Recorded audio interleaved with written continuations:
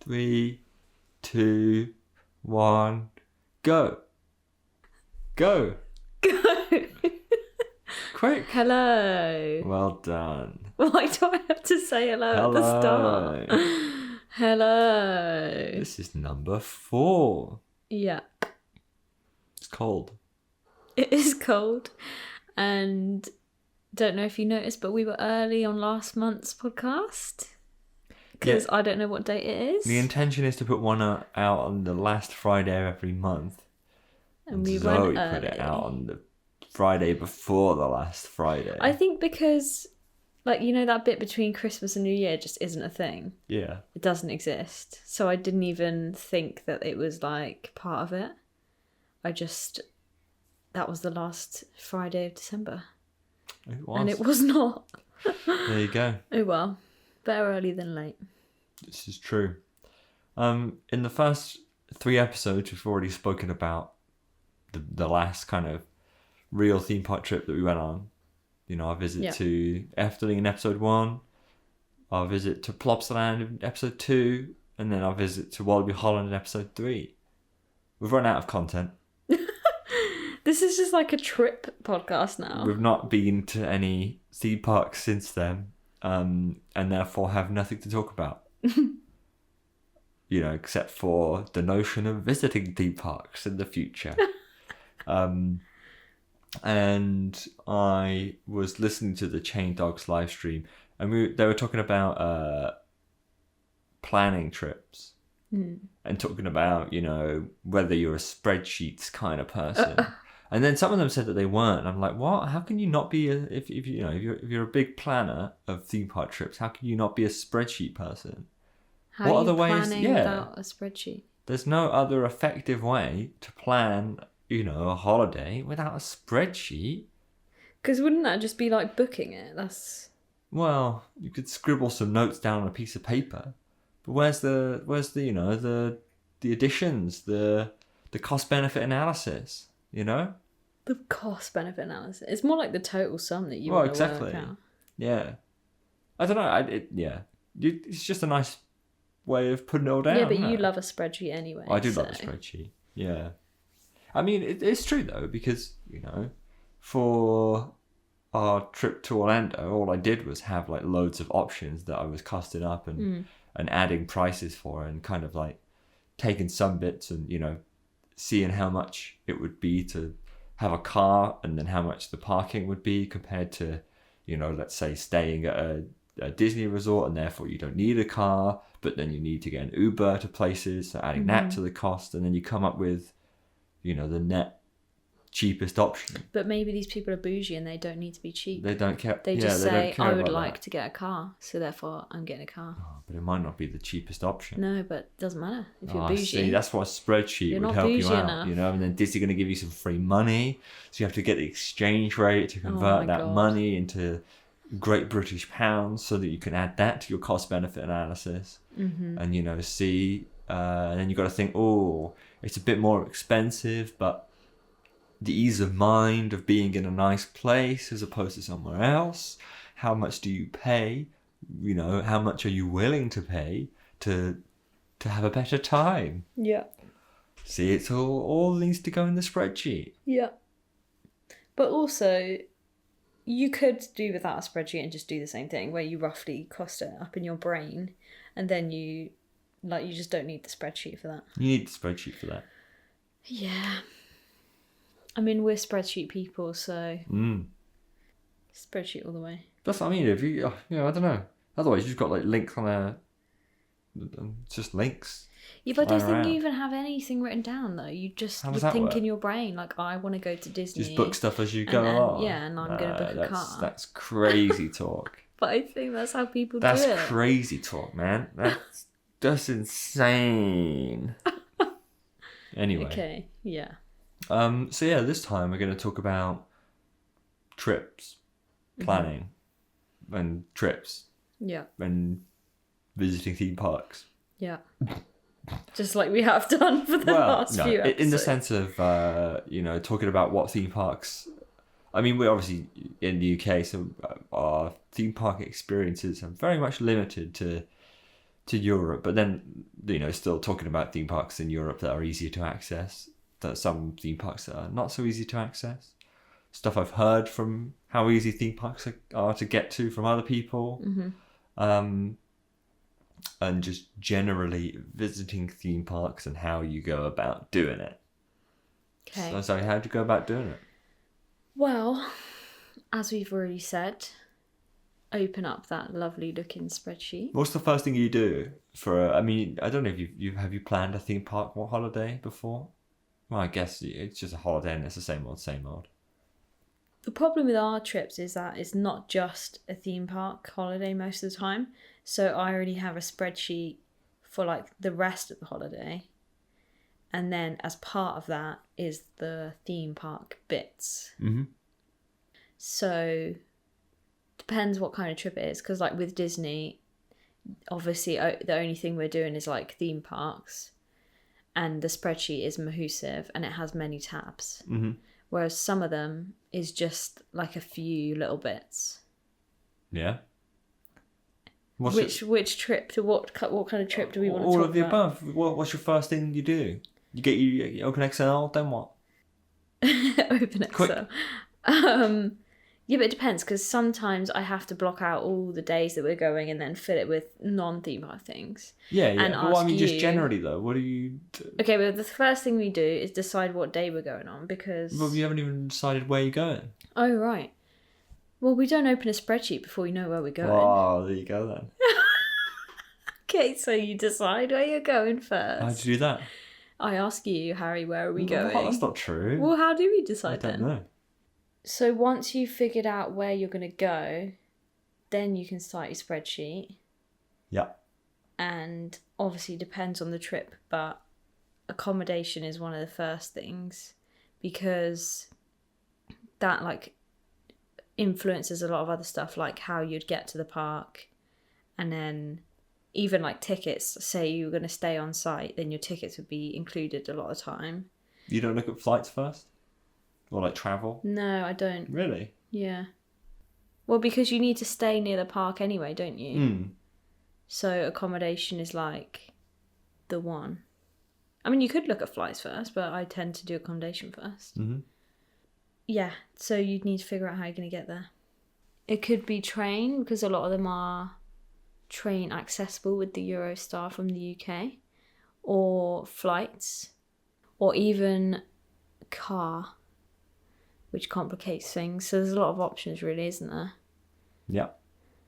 And then once you've got your accommodation and your transport, obviously you need to get park tickets unless you've already got them on your hotel.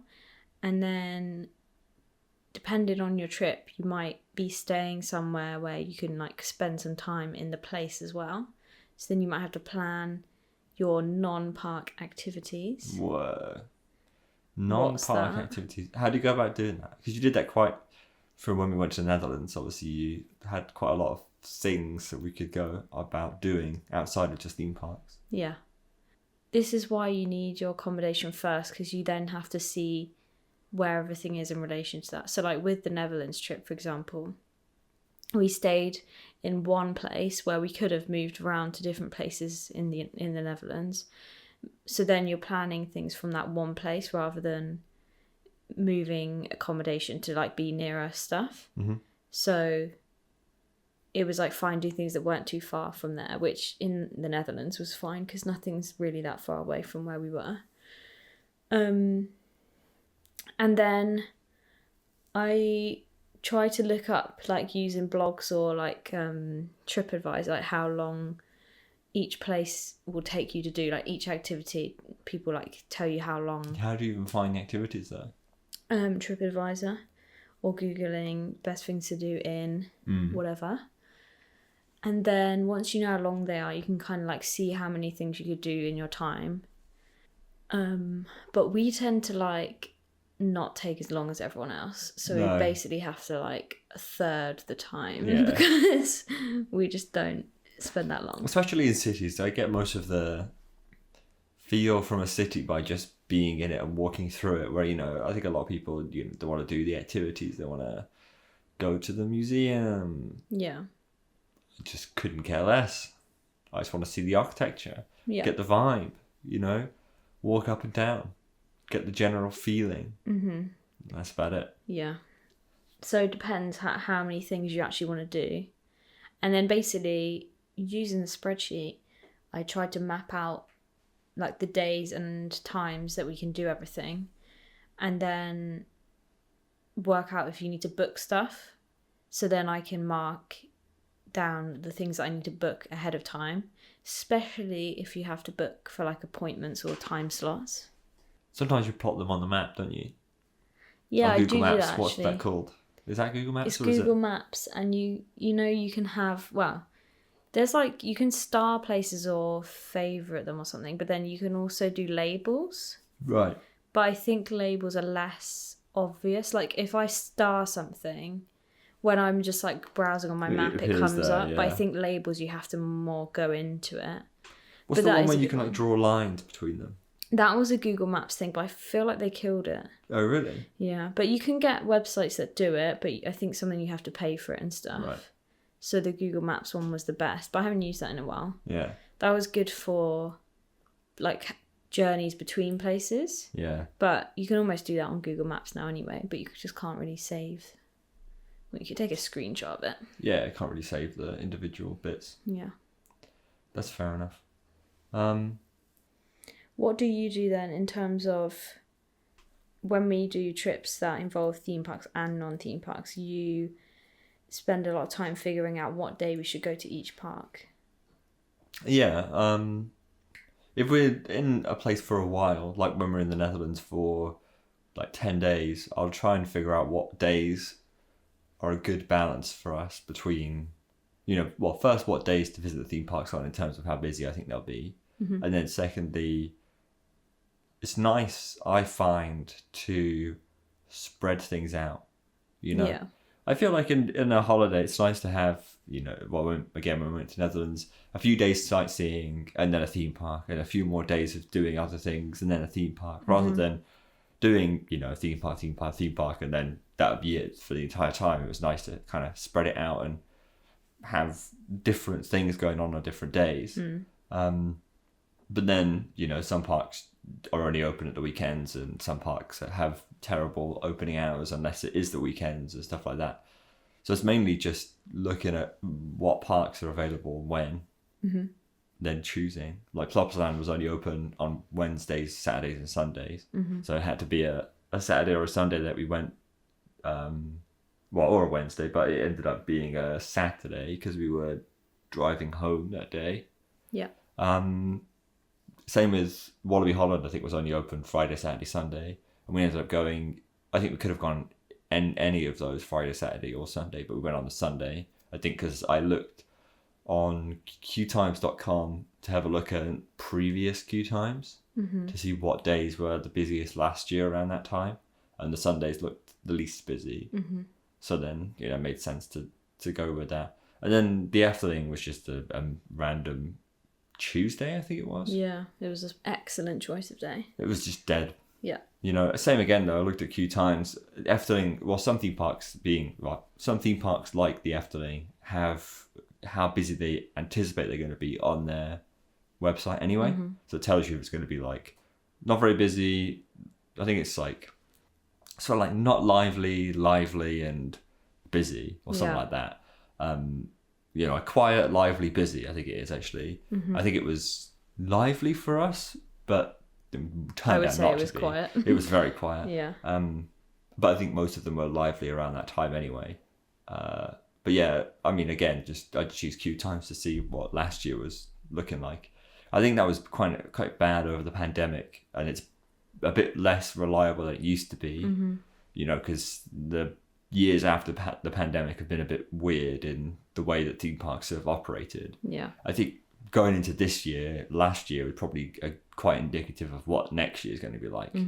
But then, you know, as parks get bigger as well, they get busier, and you got to always look out for public holidays and stuff like that. Yeah. You know, that was a big thing for Orlando. I pulled up as many of the kind of American holiday calendars that I could to see if there's anything going on around the times that we were looking to go, and then shifted it according to that. And again, it's just looking at crowd calendars. Looked at loads of crowd calendars for Disney to shimmy the dates so that we avoided stuff. I think there's like a dance competition when we leave immediately afterwards at Disney World. So, yeah, it's all about just kind of figuring out. But at the same time, sometimes you're limited and you can't do much about it, and you just kind of suck it up and bite the bullet, haven't you? Yeah. So, and what days you expect it to be busy, like Saturday, Sunday. Sometimes it's not very busy. Sometimes it's busier on other days. Like I think sometimes I anticipate Monday to be quieter than Sunday, but I've seen definitely Alton Towers on some days where Monday's been busier than Sunday. Yeah. Maybe that's because people think the opposite. Yeah. Or like bank holidays where you think everyone's going to go and then no one ends up going. Yeah. It's actually quite quiet compared to the 2 days surrounding the other side. Yeah. It's all a bit of a gamble, to be honest, but sometimes it works out, sometimes it doesn't work out. Yeah. It is what it is, isn't it? What about theme park tickets? Do you just book them immediately? Or do you wait for specific things? It depends, because most theme parks, it really depends on the theme park, because some of them don't have any deals on whatsoever. Like Efteling, Phantasialand and Europa Park usually don't have many deals, if any. So those kind of ones, I think you're just best getting in there and then, because usually they increase their prices like every year. Yeah. Some of the other ones you can find deals, like I remember when Taylor and some of the other Americans came to Europe and we went to Alton Towers for 2 days. I had a look on the best way to do it, and at that time you could get a annual pass for the park, like a season pass for the park, and people who had season passes could take their friends for £15 each. Remember? So we got you a season pass, and then everyone got in for 15. And everyone got in 15, and then we averaged the cost of how much that was for everyone. And that worked out to be something like £40 for 2 days, which is pretty good.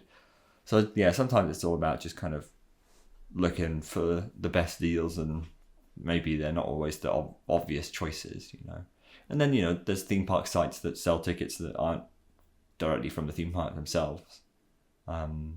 Like for us, the the Universal Studios tickets that we got weren't from Universal Studios because they don't sell you like a 14-day block one. Right. You can only get that through other people, like Attraction Tickets Direct, or Attraction Tickets, whatever they're called now.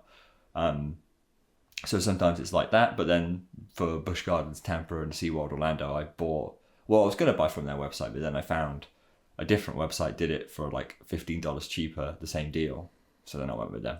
Ooh. So yeah, it's just about looking around, because sometimes the parks will have the best offers, sometimes other websites will, and even some parks have like a bidding system, especially in Europe. Like Plopsaland, you could bid for your tickets, where it started at like a base price, and then there were new tickets, say, every 5 minutes, and people would bid up to the last second. That is mental, that is. Yeah, same with Wallaby Holland. So I think we got our Plopsaland tickets for maybe 2/3 the price that they were, and I think we got our Wallaby Holland tickets for, it was really cheap, wasn't it? Something like €25. Yeah. Because then we bought the virtual Fast queue track system thing. on top of that, which meant that we paid like $35 for the entire thing. Which was good. Yeah. Highly recommend if you can. Yeah, definitely. Yeah. So yeah, I think you've just got to kind of do a bit of Googling and be a bit savvy, because there's deals to be had everywhere. Every little helps. And, even like annual passes that you've got, because Blackpool Pleasure Beach, you can have one free visit to quite a few theme parks. Yeah, like Leesburg. Yeah, Leesburg, Efteling, Europa Park. They're all on there. That's a really good deal if you're getting one anyway. Yeah, exactly. If you're getting one anyway, it makes a lot of sense. And vice versa, some of the season passes for those parks would give you the same kind of thing. And then you've got to look at memberships for like roller coaster clubs as well. That's another good one, and you can get discounts for theme park tickets there. We joined the roller coaster club of Great Britain, and then got into Colmarden for free and Groningen for free. Yeah, mental. Which was ridiculous, because the membership for the roller coaster club of Great Britain was very cheap in comparison to how much it would have been. Yeah. Obviously, if you're going to do that, then it's worth trying to spend at least some money at the park to give them something, you know. So we didn't take a packed lunch or anything. We did buy stuff there. Bought some. I think we bought some merch and stuff like that. So we went to Groningen twice, didn't we? Yeah, we did. So yeah. So yeah, those are another thing to look at, and you know there would be Ace in America and equivalent clubs. Yeah. And that's another good point. Like clubs have their own thing going on. They have their own events. Like your experience guide, previously PBE, and then also the European Coaster Club are both having events at Liseberg. And the tickets to get into that are ridiculously cheap for both of them. Yeah. So, you know, you could spend 2 days at Liseberg for the price of, well, like half a day or something stupid like that. And you don't have to plan it yourself. Yeah, and you don't have to plan it yourself. Obviously, you have to like fly there and stuff like that, but you know, you can get discounted hotels with those people as well. So yeah, I think there's loads of options. You just kind of have to be aware of what's going on. Yeah. And those like club meetups as well, obviously, sometimes have additional benefits of behind the scenes stuff and early ride time and stuff like that. So if you're okay with going with a bunch of roller coaster nerds, you get some benefits towards that, I guess. Yeah. So I think, yeah, it really depends on where you want to go. And you kind of have to, it's hard because you almost have to know roughly what the theme park is generally like in terms of how cheap you'll be able to do it. Yeah. Because, you know, when I know that we're going to Phantasialand, I know, okay, the ticket's going to cost a bomb and there's no way around it. You know, same with Europa Park, it would be expensive to go for tickets to get wise. in, And the Efteling as well. Like, if you wanted to go to the Efteling for multiple days, then it's expensive. But if you stay on site, you get tickets included and the price of the accommodation isn't terrible. So again, you have to factor that in. You know, do I spend 120 euros on 3-day tickets, or do I, you know, spend a bit more on a hotel, but you get your tickets included, so you minus the cost off, and then it's only 50 euros more to stay at the Efteling hotel than it is to stay somewhere else. And then you have less transport costs. So then you'd rather stay at the Efteling hotel, right? Yeah. It's all that kind of thing. You have to kind of just think about it logically and break everything up into the sum of its parts so that you can figure out how much stuff is. Yeah, because oftentimes I always think, oh, that would be way cheaper to do it that way. But then when you actually add up everything else, like with Disney, obviously we're staying on site this time. But then if we stayed off site, obviously it would be cheaper for the actual accommodation. But then you have to think about, like you say, we'd probably need a car or loads of Ubers everywhere all the time. And then by the time we added those costs up, it wasn't actually that much more to stay on site at Disney because the prices were like pretty similar. So then just stay at Disney. So I always get deceived by these things because I think, oh, that's cheaper. But then when you finish all your sums, 'tis not. Yeah, exactly. And I think ease of mind is something as well to be considered for most trips, especially for Orlando. I think there was 2 things. One being like direct or non-direct flights. Obviously, I think there was like, you could save money by flying not direct and having to change in the middle. But if it's only £50 more to fly direct, you know, and save like 4 hours, 5 hours, you're going to do that, right? Yeah. Because as well, if you did that, you'd probably be more tired when you got there. Exactly. So then you're losing like time you would have enjoying the parks or whatever you're doing. So you're almost like losing time. So £50 to be less tired, I don't know. You just have to weigh it up. Yeah, and then... Because if it was £200, then maybe you'd consider it and stuff. Exactly, yeah. You have to weigh it up. And then the second one was a lot of there's loads of hotels to stay at in Orlando that aren't obviously like Disney and Universal and stuff like that. And they all offer usually complimentary shuttle services to the parks. The parks, right? There's 2 problems with that. One is those shuttle services run whenever the hotel wants. Yeah. I.e., not very frequently and most likely at times that suit the most people. Yeah. Which, you know, if you're a theme park nerd and want to get to the park as it opens, it ain't going to be good for you. Yeah. You know, and I have had feedback from people where they've said that they've gone to those hotels, you know, anticipating using that free shuttle bus and then just don't because it never is a good time. And then also you have to tip them. Ooh. No, you, thank you. Yeah, so you don't have to tip the Disney people. Mm-hmm. So that's another like hidden cost in there. You know, tipping a few dollars every time. Well, Yeah. it's not much, but I mean, it would add up if you were there for a while. yeah, So. exactly. So those were the other two things that I kind of factored into the ease of things. And, Yeah. you know, relying on Disney's transport system is a lot easier. Yeah. We don't have to faff about anything. And then again, I think we paid a bit more money to stay at Pop Century so that we have access to the Skyliner, which means that, you know, we can get to Epcot and Hollywood Studios really easily and go home really easily, go back to the hotel really easily if you want to. And I anticipate we'll be spending a decent amount of time at Hollywood Studios generally. So there's all little things like that you have to kind of also think about.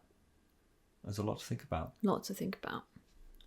Yeah. What would you say has been the easiest theme park trip that we've been on abroad outside of the UK? As in stress-free. What do you mean by easiest? Well, there's different categories, isn't there? Easiest in terms of travel first, getting there. What ones come to mind in terms of that? Plopsa, obviously. Yeah. Just a quick drive over. Yeah. From It's literally 40 London. minutes away from Calais. Yeah, incredible. And that's nice because you can take your own car and stuff. So you're literally just getting in the car as if you're just driving anywhere in the UK. Gothenburg. Yeah. Leesburg was quite easy. Yeah, the only problem with that is the flights to Gothenburg, unless you're going from usually like London, are quite expensive. Yeah. So you have to go into, which is alright if you're in London, you know, but yeah, anywhere else is a bit hefty. But if you're in London, then yeah, it's easy to go to like Stansted to Gothenburg or whatever, Gatwick to Gothenburg, whatever it is. And then there's just a short like 25-minute bus that you can pay for, which is not very expensive to get you directly to the city centre, which drops you off right outside. Literally right outside it. So that's really ideal. Mm-hmm. Phantasialand's was pretty not good. Bad. No, that's Cologne's a good airport. Yeah, easy to get to Cologne, and Cologne's a really nice city generally to see. And then Phantasialand is, I think we got a tram for 15 minutes or so, and then you can pay a small amount to get on their shuttle bus that goes between the tram stop and the theme park itself. Yeah, so that was a little bit fiddly, but not too bad. I mean, it is what it is. Easy. Bad ones. Yeah. Gardaland. Why? Do you remember that? Why was that bad? Didn't we have to like travel? Maybe it was just because we came from somewhere random. Didn't we have to like travel a long way to get there? How do you get to Gardaland? So when we went to Gardaland, we went through Italy on trains. Yeah. So we went to Florence, from Florence to Lake Garda. So it was easy. Yeah. What was the shuttle bus they had though? Because didn't we have to like get on a shuttle bus to even get to the park? Yeah, there was a free shuttle bus from the town, the train station to the park for like 5 minutes. Okay. Wasn't that bad? Okay, but how would you get there if you flew in though? Is there an airport? Well, I assume you'd. Yeah, I'm assuming. Well, you could even do what we did in reverse, which is go to Venice and fly into Venice and then get the train down to Lake Garda. That's a long way, isn't it? But I don't know. It's like I don't know where it is now. I can't remember. Yeah, but I'm assuming Lake Garda is a tourist destination by itself. I don't know why I feel like that. Maybe it's just a long day that was. Well, Florence to Lake Garda is quite far. Didn't we have to walk around, like, finding our accommodation? I have some weird memory of, like, really not enjoying getting there. I don't think so. I remember walking up with our suitcases. I think we had to carry our suitcases over, like, a few railways. Okay. That might have been it. Okay, I don't know. I don't think it was that bad. Okay. Obviously Kolmården is just like a trek in itself to get to that. You can do Kolmården with public transport, but it's a bit of a pain. Yeah. We just drove from near Stockholm, so it was pretty easy. Yeah. Grönalund's obviously right in the middle of Stockholm. Yeah. Beautiful. I've been to Europa Park, which is relatively easy. There's a train station outside of the city of Rust that you go to, like Ringsheim or something like that, and then you can get a bus from that train station to the park. But the guy, when we went in 2016, the guy did not speak English. So we were how much is, how do we pay for this? Which was fun. There's also the Netherlands, like the Efteling and Wallaby, but we drove there. Efteling is very easy to do on public transport. Is it? Yeah. Wallaby Holland, I don't think is I don't As think easy. it is as Okay. easy, to do. I don't know about Toverland, to be honest. So Okay. What about Hansa Park? Hands Apart you can do on public transport, because the guys that we met there on the day said that they had come via public transport. Right. We drove. I think Hyder Park might be a bit more difficult to get to, because it's kind of like an Alton Towers vibe where you feel Middle like of you're driving nowhere. in the middle of nowhere. Not quite as bad as Alton Towers as driving through someone's small village, Right. but you do kind of drive just into green space, Yeah. and then it suddenly appears. Yeah. I think quite a decent amount of theme parks are doable in terms of public Yeah, it's transport. surprising when you think about them. They're actually all fairly okay. I'd say Alton Towers is probably the worst. Well, Alton Towers is bad. Like, you can't even get there at all. But it is, I would say it's usually a lot easier to just get a car. Yeah. Especially if you want to like chain do them, like with the Americans when they just went from theme park to theme park, and I went from Wallaby Holland to Hyder Park to Hansa Park to then Hamburg Airport and then fly back to the UK. Mm-hmm. And that was a lot easier to do via a car than it would have been on public transport, especially if you're having to get to a hotel as well. Yeah. Because we stayed overnight in, next to the theme park itself. We didn't have one base. Yeah. You're kind of always on the move. What about like best value trip? So say you were going to go away for the weekend to a European theme park. I think it depends on what you want from Your trip. Yeah, from your theme park. It's very difficult. I've had quite a lot of people ask me that, like, what's the best theme park to go to if you haven't, if you live in the UK and haven't been to mainland Europe, or if you're in mainland Europe and haven't really been to many theme parks, what's the best one to kind of go for first? And it really is a balance of, what do you like? Do you like roller coasters? Do you like general nice theme parks? Do you like dark rides? Yeah. I think a good roller coaster option is probably Portaventura. It's quite high up there. Or Wallaby Holland is another good one to go for roller coasters. Leicester, and then obviously Energylandia is getting ever increasingly better. Yeah. For roller coasters as well. But that one is, a bit outside the remit of most people's kind of visits. Out of the ones that we have done, what would you recommend as like best value, brilliant, just a brilliant trip? Don't think about specifics. Just what would you recommend? Like, oh yeah, I'd say go to this place. Everyone likes to do Phantasialand as like a, a good one for that. Because obviously Phantasialand has a lot of good stuff in it. And Cologne's easy to get to and it's nice. Yeah. Like you can do, with Cologne, like there's not too much to do there, but you could do a bit like around it. So if you're at the park for a day, but then you're like traveling for half a day or whatever, you could do a half day in Cologne. Yeah, definitely. And then, but the one that I would say is the best kind of weekend trip that's not been at the weekend, like a few day trip that we've done is to Gothenburg and Leesburg. Mm-hmm. That's really nice. Gothenburg just is really nice generally. Yeah. And again, you can do the same thing where, and Leesburg's a bit interesting in, on like off-peak days, it kind of opens late. I think one of the days where you're there at the end of summer, it was 3 p.m. to 11 p.m, which meant that, one, you could get up late, which was nice, to have a look around the city for a bit, and then go to the theme park. Yeah, and you were there for the whole opening hours. Yeah, exactly. And then at the weekend, I think it was 11 to 11, so still you get that kind of lie-in, which is really and quite nice. Didn't we fly in just like in time to go to the park that day? Or am I imagining things? Didn't one time we fly in at like 12 and then we were like, let's check in at the hotel, and then we just went to the park for opening? Yeah, we did. And it was bizarre. Yeah, we flew in, checked in at the hotel, stayed there for like an hour, then went and had our first day. Yeah. And then isn't that bizarre? Went back the day after, and then flew home the day after that. Yeah, I mean, it's ideal though, isn't it? Yeah. You kind of get straight in. Really nice city. Yeah. Really nice. Definitely. But some parks are less doable on like day trips, stuff like Europa Park, you really want to spend probably like 3 days minimum at the park. Yeah, exactly. And then there's the water park as well. If that's on your agenda, then that's something to be factored in. And Portaventura is probably a multiple day park as well.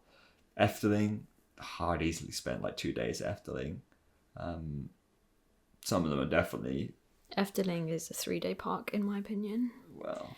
A 10-day park. I mean, a lot of these parks are doable in one day if you have the right Yeah, conditions, like we did at Efteling. But it would be a hell of a lot nicer to, you spend your first day getting on stuff, and then your next days you just kind of chill, ride all the stuff you like again, and just take it all in. Yeah, but it's not to say like you couldn't go to any of the parks for one day, because you could and have a nice day. You just wouldn't complete it. No, and it depends on how you feel about kind of going to theme parks generally, whether you are a person... Like you, and get anxious when you don't do all the rides. Ride everything. But it times. Depends on what you like. If you just like the roller coasters, then you don't care about anything else. Yeah. Like, when I went to a park, all we did was ride roller coasters all day, which in hindsight was really stupid. But actually, in double hindsight, it was probably a good idea, because a lot of the good dart rides didn't exist when I was there. Right. And there were all these, like, Disney knockoffs that had done pretty badly. Yeah, so it wasn't really worth it. So it probably wouldn't have been worth it. But even though I was there for a whole day from 9 till 8 or half 8, so nearly like 12 hours, we didn't get it on every roller coaster. Yeah. But I sacrificed getting on some of them to re-ride the better ones. So again, it's... You did what you wanted to do at the time. But we didn't really get too much time to look around, No. It was just kind of like bouncing between rides. So it depends on what the theme park is. You got to plan your trip around that, and it's just another layer of planning, isn't it? Of how many days do I need here to feel like I've completed it? Yeah. And I feel like you can really only get that by, one, assessing how busy you think it's roughly going to be, and two, usually watching other people go around and getting a gauge of... or like having a look at what rides there are, and figuring out how many you need to do. Yeah, definitely. Yeah. So, yeah. So many things to consider. Mm-hmm. One thing that I like to do that you don't as much is just go with the flow a little bit. That's against the rules? I mean, it's not. Well, it depends on what context. Yeah, depending on your trip, like you can, Harry, just be free to choose what you want to do on that day, or swap things around. So, for non-theme park trips, I am a go with the flow kind of guy. Okay. As we've gotten and done more of them, like when we planned some of the first that we went on together, they were quite rigid. Very regimented. Like going to Rome was that incredible. Was really rigid. It was like 2 till 3 this. Yeah, exactly. Whereas when we went to Netherlands, it was like, I can't bother to just do it. We'll just do something But else. I think we're just getting old with that Well, stuff. a little and bit, also but... the pandemic just makes travelling a bit weird now. Yeah, but with that, I don't really care. It's just for some reason with theme parks, I just want to make sure that we get it done. Yeah. So I think maybe what we need to do personally is just take this into account and just book an extra day. That is genuinely it. For every trip. But the first day is me, the stress running day. Around, making sure I've written everything. Yeah. Which actually... But would you be as stressed if you knew you had a second day? No. Exactly. But for the Netherlands, I'd already been to Walibi Holland, so I did not feel worried about it at all. Yeah. It was basically just getting on a tape, which was pretty much guaranteed. But I just don't get this, because what's going to happen? Nothing. We're going to go back to probably most of these parks in our lifetime. I didn't feel stressed at Plopsaland. Okay, yeah, but that's because there's not a lot to be stressed about, is there? Yeah. What about Efteling? No. Was that peak stress? Well, Efteling's too chill. You can't stress there. I was maybe a little bit worried before, but after about half an hour, we'd ridden like most of the main roller coasters, and I was like, "Oh, right, this is going to be fine." Yeah. And I really wasn't very worried after that. Yeah. I don't know. It's just, some of these parks you kind of have in your mind for so long about wanting to go to, like the Efteling, that you want to make sure you want to make sure you have a good time first time. Yeah. Because, I've heard people who have had bad experiences at theme parks. Yeah. Just due to, not even their own fault sometimes, but, things just don't line up for them. Mm-hmm. Like Robert, Five Man Movie Makers, came to, and Alyssa, his wife, came to Alton Towers, right? And, I've been to Alton Towers so many times, I had it down to a T. I was like, I'm going to go on this, I'm going to go on that, I'm going to go on this. Right. First of all, it's raining, so 13 didn't open. Brilliant. So I was like, okay, Couldn't we're get starting on in the Dark Forest, but now we can only get one of the rides, so we really shouldn't have started there. Mm-hmm. And as we went round, things just broke down as we got in the queue. Wickerman broke down as soon as we got in the queue. I think Galactica broke down temporarily as soon as we got in the queue. Ooh. You know, I was just like, Pressure. this guy has probably wanted to go to Alton Towers for ages, and things are just not going our way. And the Rapids queue, that broke down, didn't go on it in the end. You know, and it's just like, we had a perfect time. Like, we rode loads, but it's just, I was annoyed for him, and I was upset for him. Yeah. But, you know, we maximised our time otherwise, generally. But it's just small stuff like that. I think that is maybe the takeaway from this episode for us personally, is that we need 2 days mins. I don't know how many people are like that, though. I Let us know if you get like anxious. Really chilled. I'm just like, yeah, probably because they're just enjoying their holiday, maybe. Can't do it. Do you know what that is? Can't do it. It's just really stressful. bad, and isn't it? Also, you know, we need to sample some more food because we need to know what's out there, and we don't try enough food and like sit down and just chill. When we get to Epcot, priority number 1 is food but Epcot tasting. has like 3 things to do there, so that's fine. There's not 3, but priority is food, and we need to do more food and more chilling. Yeah, we will. We'll go around. Okay. There's nothing else to do. No, but I mean in general, so like any other theme park we go to, we need to just calm down. But let us know if you also have, what should we call it? One day anxiety about getting on everything. It's just like tough. we're going to America next week, right? And I don't think I've ever seen you this on edge. It is quite bad. I think the one park thing is the 1 day thing is, again, also depends on the type of theme park it is. For some theme parks, you know, you can just nail the roller coasters out and you don't feel too bad about not feeling or getting a general feel for the park. Yeah. You know, like Wallaby Holland, the first time I went there, it didn't look that great as a park. So we were just kind of bouncing between the roller coasters, and that's fine because the park is roller coasters. You know, same with like Thor Park to a degree, right? You just kind of go and ride the stuff. You don't need to. Yeah. Whereas other parks, you know, like Efteling, Europa Park, there's an extra element. Leesburg, there's an extra element of, I would like to spend some time not doing anything. But you're frantically trying to get on everything. Exactly. So there's a balance that has to be struck. Yeah. Which is difficult. Yeah. I feel like we did alright in our first visit to Leesburg, but having 2 days, and especially the second day was really busy. Yeah. And we just fucking sat around, didn't we? Just not really doing anything. We had our curry on the steps because there was just nowhere to sit. Yeah, and then we had a tour by Pontus. We did. Which was really good. Lovely. Yeah, so, you know, either you need 2 days or you need the notion of, I'm going to go back to this park. Yeah. And my second visit will be much nicer. Yeah. You know. But you have this like mental thing of like, as if we're never going to go there again. No, I know. Like with Disney, it's like as if the park's going to shut as soon as we leave. Yeah, I think I'll calm down pretty much as soon as we get there. Okay. I'm just, that one is because I've done a lot of the planning and I've got everything in my head. Yeah, I've done nothing. I don't know what's going on. Yeah, and you know, it's been something I've wanted to do for ages and people have been telling me to do for ages. It's too hyped. It's too hyped. We need to let it go. Well, but as soon as we get there, I think I will. Okay. That's a thing of, we have multiple days at these parks. Yeah, we do. There's no fretting about that. Yeah. And any parks that we feel that we haven't done enough, we can just rearrange basically the second half of our trip to do that. And or we go back eventually, to America. Yeah, exactly. So it's Imagine. not. I'm not panicking. You know, I'm spending half a day at SeaWorld I'm Orlando. not panicking. He says. Spending half a day at SeaWorld Orlando. I'm not panicking. Yeah. That's it's fine because I've been told that you don't need to spend a full day there. Yeah. I'm going by the guidance, going by the book. Okay. So I just need to get there basically and see the stupid castle and go, right, job done. I can go to bed. Bawl your eyes out. Basically, get on Big Thunder Mountain. Yeah. Be happy about it in the dark. That'll be good. Yeah. There you go. But yeah, tweet if you follow us at Custobot on Twitter. Yeah, let us know because I'm interested to see how many of you there are out there. Yeah. With 1 day park anxiety. Yeah. I hope it's more people than just me. Probably just you.